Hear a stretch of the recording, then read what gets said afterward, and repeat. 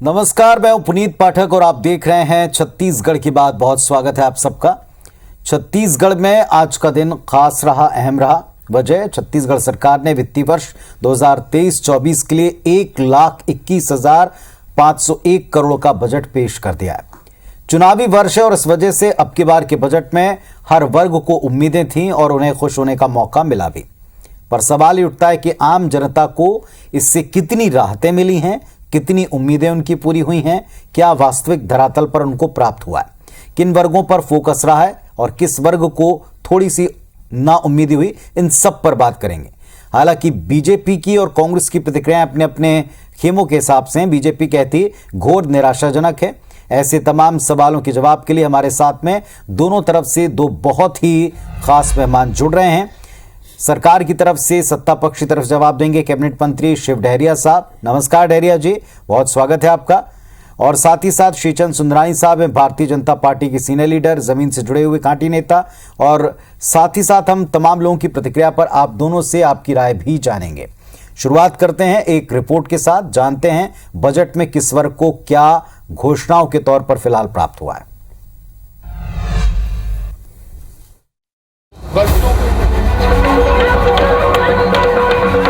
कर्मचारियों और शिक्षकों के वारे न्यारे, किसानों के फिर बने प्यारे।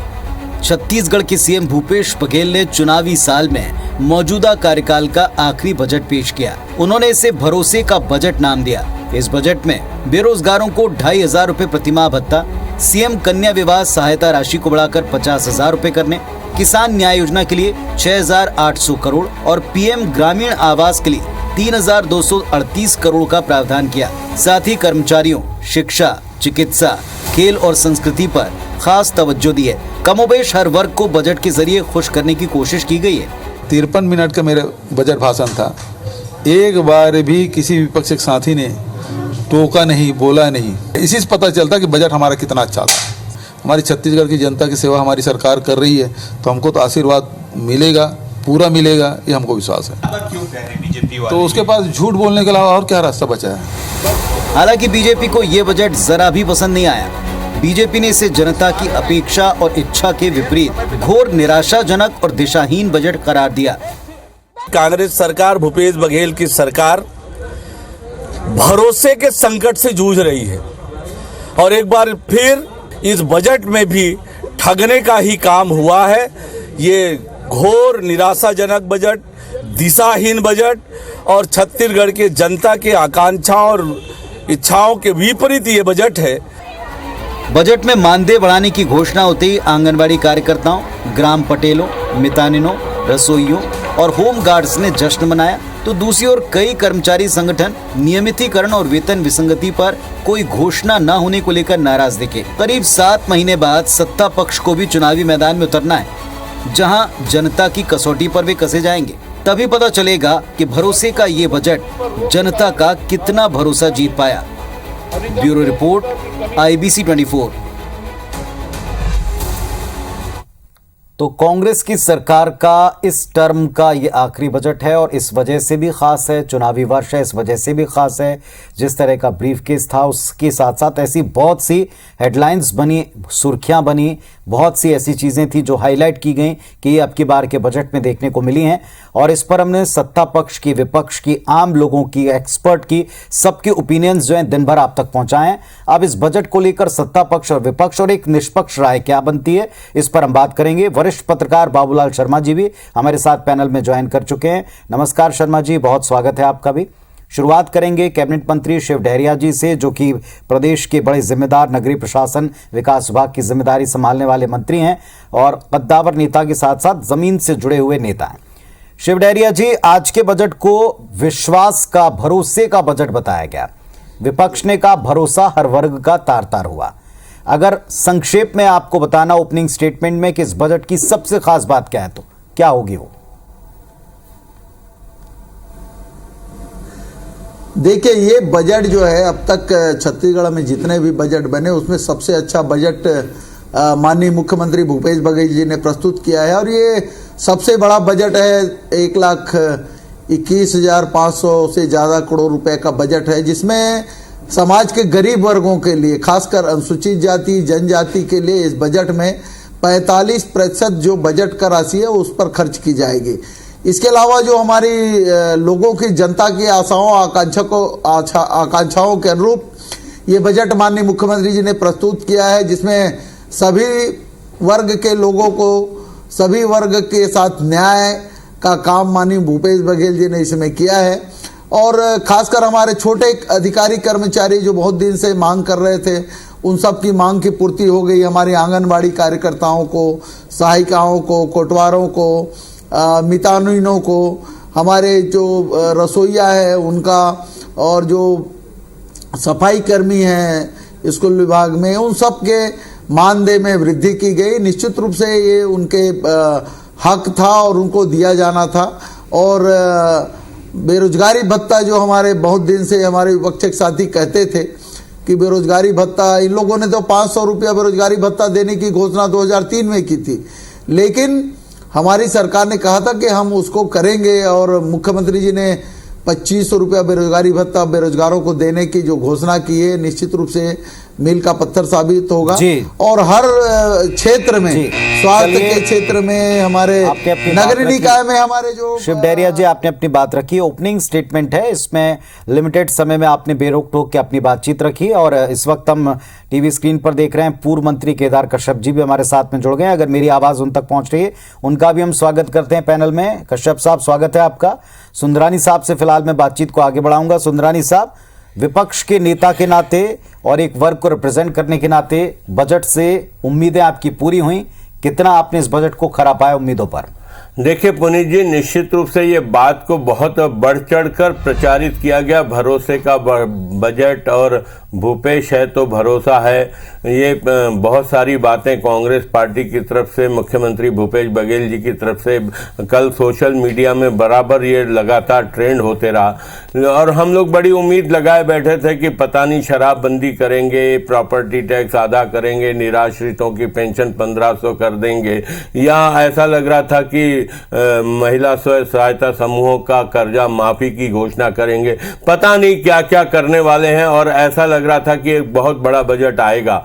लेकिन बड़े दुर्भाग्य के साथ कहना पड़ रहा है, ये 4.5 साल इस सरकार ने निकाल दिए। न एक ओवरब्रिज बना, न एक अंडर ब्रिज बना, न एक एक्सप्रेस वे बना, न कहीं सड़कों की रिपेयरिंग हुई। आज सड़कें गड्ढों से भरी हुई है, ये काम विकास के हुए नहीं। दूसरी बात, अगर हम इस बजट पे निगाह डालते हैं तो ये 4.5 साल पूरे होने के बाद बजट लागू होगा। 1 अप्रैल से बजट लागू होगा, फंड आना चालू होगा। 2-3 महीने की प्रक्रिया होती है, एक पहले महीने में ही फंड नहीं आ जाता। ये लोगों को धोखा देने का काम किया है, ये आंकड़ों का माया जाल है, ये सिर्फ गुमराह करने वाला बजट है। जिस प्रकार भूपेश ने हमेशा लोगों की आंखों में धूल झोंकने का काम किया, मुख्यमंत्री जी ने लोगों को बड़े बड़े सपने दिखाने का काम किया, और यह बजट निश्चित रूप से सपने दिखाने वाला बजट है।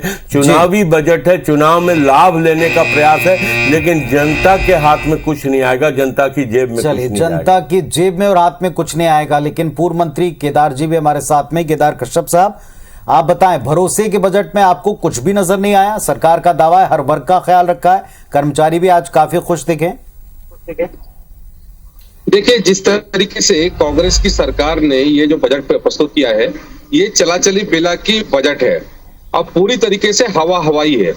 मैं पूछना चाहता हूं इस सरकार से कि यदि ये भरोसे का बजट है तो पिछले 4 वर्षों तक जो बजट आ रहा था वो क्या धोखे का बजट था? दूसरी बात, इन्होंने बड़ी बड़ी घोषणाएं की थी जब कल से सरकार बनाने के लिए, और जो जन घोषणा पत्र उन्होंने जारी किया था, तो उस जन घोषणा पत्र को क्या इन्होंने कूड़े के डब्बे में डाल दिया? जिन घोषणाओं के बदौलत, जिन कहते हैं संकल्प के बदौलत ये सरकार में आए, आज वो उस योजना को वो पूरा नहीं कर पा रहे हैं। एक विषय, एक नरवा गुरवा घरवा बाड़ी का बात करते हैं, इन्होंने जो कहते हैं इनकी महत्वाकांक्षी योजना जिसको ये बताते हैं, जिसमें गोठान के लिए इन्होंने 1 रुपया नहीं रखा है। ये मान के चल रहे हैं कि गोठान की योजना फेल हो चुकी है।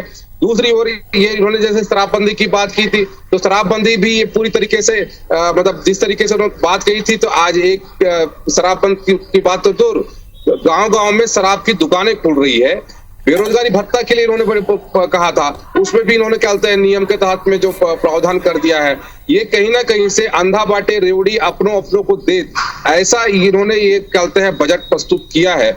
और जितनी भी क्या बोलते हैं इन्होंने घोषणाएं की है, ये घोषणा इनकी सरकार में पूरा होने को नहीं है, ये केवल और केवल छलावे का बजट है और इस सरकार से कोई उम्मीद किसी को नहीं है। इन्होंने हर वर्ग को ठगने का काम किया है। इन्होंने क्या बोलते हैं स्वसहायता समूह के लिए भी जैसा उन्होंने कहा था कि इनका हम क्या बोलते हैं माफ करेंगे, कर्जा माफ करेंगे, आज वो कर्जा माफ क्यों नहीं याद नहीं आया। इन सब बातों को लेकर यदि हम बात करें तो इन्होंने पूरी तरीके से यहाँ के छत्तीसगढ़ वासियों को ठगने का काम किया है और अभी भी ये चलिए, तो इसे विपक्ष अभी भी धोखे का और ठगने वाला बजट बता रहा है। ये हमने दो प्रतिक्रियाएं सुनी नेताओं की और दोनों सक्रिय तौर के ऊपर इसका विरोध कर रहे हैं। अब एक जरा निष्पक्ष राय भी सुनते हैं, बड़ा लंबा तजुर्बा रखते हैं बाबूलाल शर्मा जी। आपको ये बजट कैसा लगा? ये तो तय था कि चुनावी साल का बजट है तो इसमें लोक लुभावन चीजें होंगी, सब वर्गों का समावेश होगा, आपने कैसा पाया? देखिए, ये तो तयशुदा बात है कि जो सत्ता पक्ष जब बजट रखता है तो विपक्ष उसकी आलोचना जरूर करता है। मैंने आज तक कभी भी विपक्ष को बजट की प्रशंसा करते हुए नहीं देखा। ये तो इनका विषय है कि भाई निश्चित रूप से इनको कोई ना कोई खामी निकाल कर बोलना चाहिए ताकि सरकार के कान खड़े हों, सरकार उसको समझे इसमें हमारे से क्या क्या छूट गया। राज्यसभा बजट का तो 1,21,500 करोड़ का ये बजट जो है, इसमें आप ध्यान से पढ़ेंगे, ध्यान से देखेंगे तो मैक्सिमम पैसा जो है वो ग्रामीण क्षेत्र की योजनाओं के लिए इन्होंने रिजर्व किया है। ये बहुत महत्वपूर्ण विषय है जिसमें कृषि क्षेत्र में 45% का ग्रोथ है। अब आप देखिए इस बजट को मैं मेरी नजर में अगर पढ़ता हूं तो मुझे ऐसा लगता है कि इसमें शहर की तरफ कम ध्यान दिया गया है, लेकिन कम ध्यान दिया गया है गांव, ग्रामीण, गरीब, किसान, युवा और महिलाओं को ध्यान में रखकर ये बजट तैयार हुआ है। इसमें कहीं ऐसी लोक लुभावनी बातें नहीं है, लेकिन बेस बात जो बड़ी बड़ी बातें छूट गई है वो है कर्मचारियों का डीए, मकान का भाड़ा और जो है नियमितीकरण, ये बड़ी बातें छूट गई है। तो हमने जब सीएम साहब से इस बात के प्रश्न किया तो उन्होंने जवाब दिया मेरे पास अभी एक सत्र का समय और है। तो लेकिन लोगों का कहना है कि 3-4 माह बाद तो चुनावी मोड़ आ जाएंगे, बहुत सारी बंदिश लग जाएगी, तो उस वक्त कैसे हो पाएगा। ये अपनी अपनी सोच, अपने अपने ढंग है। लेकिन ये जो चुनावी बजट है, मुझे इसमें गरीबों के पेट भरने के सभी बिंदुओं को छूता हुआ बजट ये दिख रहा है। बहुत बड़ी बात भले ही ना हो, कर कोई नहीं लगाया गया, बहुत बड़ी बात भले ही ना दिखे, लेकिन गांव के लोगों को इसकी समझ बनेगी। चलिए, ये बात आपने बिल्कुल ठीक की है कि इसमें ग्रामीण और युवा और महिलाएं, 3 वर्ग और एक कर्मचारियों का भी एक बड़ा हिस्सा जो मांग के तौर पर, आंदोलन के तौर पर दिख रहा था, उसका भी जवाब इसमें दिखा है। शिव डहरिया जी सुन रहे हैं बातों को ध्यान से। शिव डहरिया साहब, आपने दोनों पक्षों को सुना और खास तौर पर विपक्ष के दो नेताओं को सुना, उनकी आपत्तियों को भी आपने सुना। वो कहते हैं हर वर्ग को छलने का काम किया, बहुत सारे वायदे आपने छोड़ दिए।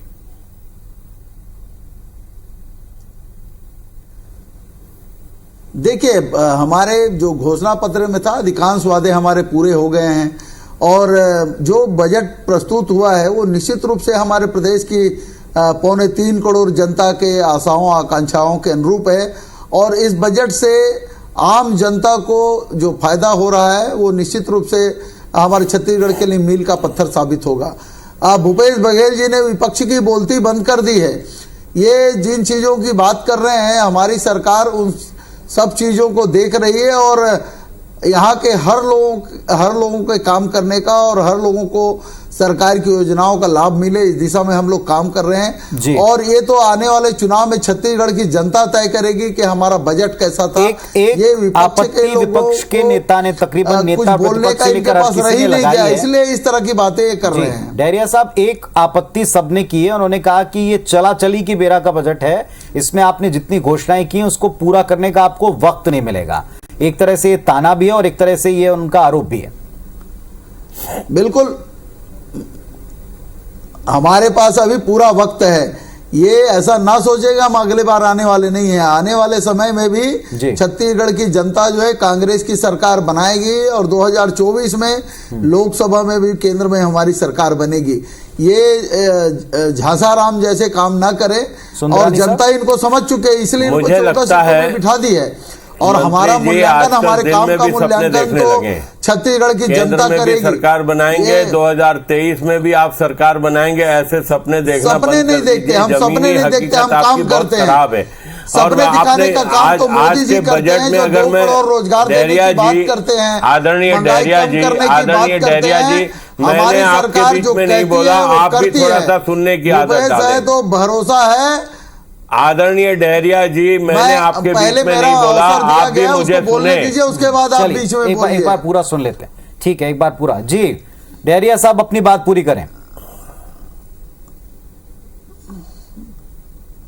मैं बीच में मैं तो बोल ही नहीं रहा हूं इनकी बात में। हमारी सरकार जो है गढ़बो नवा छत्तीसगढ़ के तर्ज पे काम कर रही है और हर जनता को, हर लोगों को लाभान्वित किस तरह से हो उसके लिए पूरी तरह से काम कर रही है।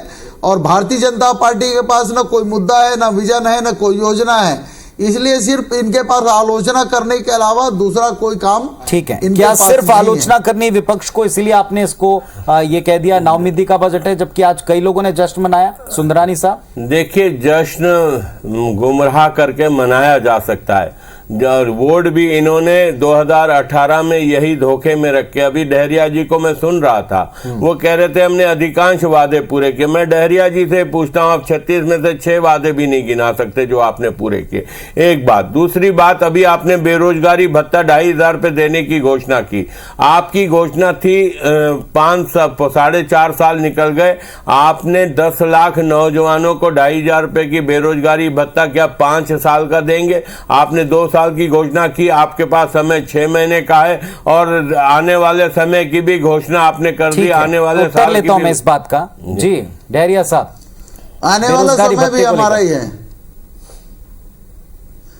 आने वाला उसका बजट भी अभी पेश कर दिया भत्ता गया। हमने घोषणा किया था कि बेरोजगारी भत्ता देंगे, लेकिन उसके लिए हमारे पास समय था 5 साल का। हमने अभी घोषणा किया है आने वाले समय बेरोजगारी भत्ता मिलेगा, 2 साल के लिए भी दिया है। हमारी सरकार आएगी तो उस बेरोजगारी भत्ते को आने वाले समय के लिए और बढ़ाएंगे, इसमें कहीं कोई दिक्कत नहीं है।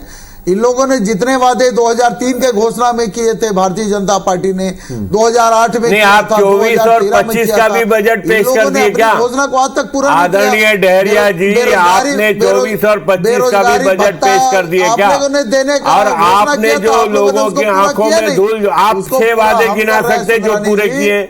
आप 6 वादे गिना सकते हैं क्या? आप नगरीय प्रशासन मंत्री, आपने संपत्ति कर आधा किया क्या? आप नगरीय प्रशासन मंत्री है, संपत्ति कर आधा का वादा था, आपने किया क्या? आपने गरीबों को पट्टा देने की बात की थी, आपने पट्टा दिया क्या? सुंदरानी साहब, अधूरे वायदों पर हम कई बार डिबेट करते हैं और आगे भी करेंगे। किसानों का कर्जा माफ, बिजली का भी लाभ, सिंचाई टैक्स, फाइनल कमेंट लेते हैं। धान का 2500 रुपया, बेरोजगारी भत्ता, सारे चीज दिए जा चुके हैं। जी माननीय मंत्री जी, हम एक फाइनल कमेंट लेते हैं। इस बजट से जो उम्मीदें पूरी हुई हैं और इन पर जो आपत्तियां लगाएंगे, इस पर आपका फाइनल कमेंट, ये किस तरह परिवर्तनकारी बजट होगा, कैसे भरोसा जीतेगा आपके मुताबिक? डहरिया जी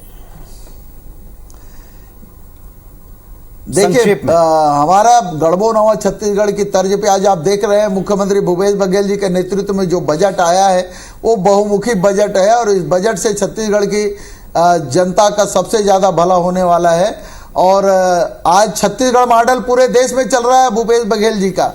गुजरात मॉडल, यूपी मॉडल सब खत्म हो गए, अब छत्तीसगढ़ मॉडल देश में चल रहा है। हमारी नकल माननीय प्रधानमंत्री मोदी जी भी कर रहे हैं। भरोसे का बजट है और एक मॉडल बजट है, और अब छत्तीसगढ़ का मॉडल देश में चलेगा। सुंदरानी साहब, फाइनल कमेंट आपका, आप कैसे पार पाएंगे? बिल्कुल आज निराशा वाला बजट रहा, क्योंकि कर्मचारियों का नियमितीकरण नहीं हुआ, डेली वेजेस वालों को नियमित नहीं किया गया, कहीं न कहीं भत्ता नहीं दिया गया। महंगाई भत्ता देना चाहिए था, जो केंद्र सरकार ने भी दिया, राज्य सरकार को देना चाहिए था। कर्मचारियों को महंगाई भत्ता दिया जाना चाहिए था, नियमितीकरण किया जाना चाहिए था। सारे लोगों में निराशा है, सारे वर्गों में निराशा है। कहीं पे भी फाइनल कमेंट लेता हूं मैं। बाबूलाल शर्मा जी, इस बजट को देखने के बाद में आपको लगता है कि चुनाव पर इसका असर पड़ेगा, चुनाव तक इसका असर पड़ेगा? ये जो बजट में प्रावधान दिए गए, इम्प्लीमेंटेशन अगर ईमानदारी के साथ में गांव तक पहुंच जाए और ये बात गांव तक पहुंच जाए, बात गांव के लोग इसको समझ जाएं, जिनके लिए ये प्रावधान किए गए उनके कान तक ये बात पहुंच जाए, उनके दिल पे उतर जाए, तो कांग्रेस को फायदा मिलेगा निश्चित रूप से। और देखिए जो ये 2500 रुपए का इन्होंने अभी किया है, पहले इन्होंने एक शर्त रख दी थी कि 10 लाख बेरोजगार युवाओं को सामुदायिक विकास समाज सेवी गतिविधियों में भाग लेने पर न्यूनतम प्रतिमाह 2500 रुपए प्रदान किया जाएगा। अब इन्होंने इसमें सुधार किया है, उसके कारण अटक रहा था कि आखिर ये सामुदायिक काम होता क्या है। मतलब तो इसमें सरकार जो इन्होंने का कर दिया है कि 2500 सरकार का ध्यान उन सारी बातों पर है, बिंदुओं पर है जो कहीं अटकाव या जो आगे जाकर दिक्कत दे सकती हैं। लेकिन अब इस कितना लाभ लोगों को मिलता है और लाभ के साथ लोग कितना भरोसा इस बजट के साथ में अपना व्यक्त कर पाते हैं, ये वक्त आने पर जरूर बताएंगे। फिलहाल आप सबका शुक्रिया अपने अपने पक्ष रखने के लिए। धन्यवाद मंत्री जी, आपका भी समय देने के लिए। नमस्कार।